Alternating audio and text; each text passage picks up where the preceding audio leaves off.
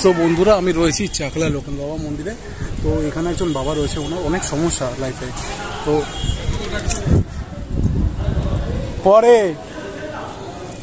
তো ওনার লাইফে অনেক প্রবলেম রয়েছে, সেটা আমি তোমাদের সাথে শেয়ার করবো। যেটা আমার মনে হলো সোশ্যাল মিডিয়াতে তোমাদের শোনানো উচিত, যেহেতু আমার একটা চ্যানেল আছে।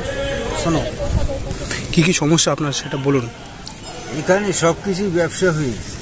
যেরকম বলবো, যেরকম ওই দেখছেন রাইস 80 টাকা, একটা মানুষের মানে টিফিনের মতন দেয় 80 টাকা।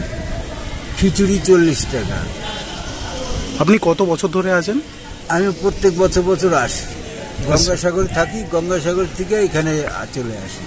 আচ্ছা, এখানে আসি ধরুন আজ দিন 10 হয়ে গেছে।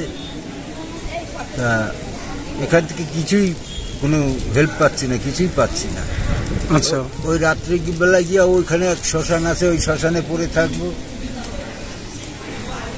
আগের মতন এখন আর কিছুই নেই।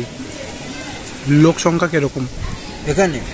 এখানে লোক সংখ্যাও বেশি আসছে না, আস্তে আস্তে কমেই যাচ্ছে। আচ্ছা, আস্তে আস্তে কমেই যাচ্ছে লোক সংখ্যা। আপনার নাম কি বাবা? আমার নাম হচ্ছে শিবশঙ্কর দাস, শিবের দাস।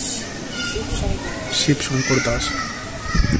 তো শুনতে পারলে একটা প্রবলেম, সেটাকে সলভ তোমরাই করতে পারবে। যারা আসবে চাকলা থামে, ওনার সাথে যোগাযোগ করো।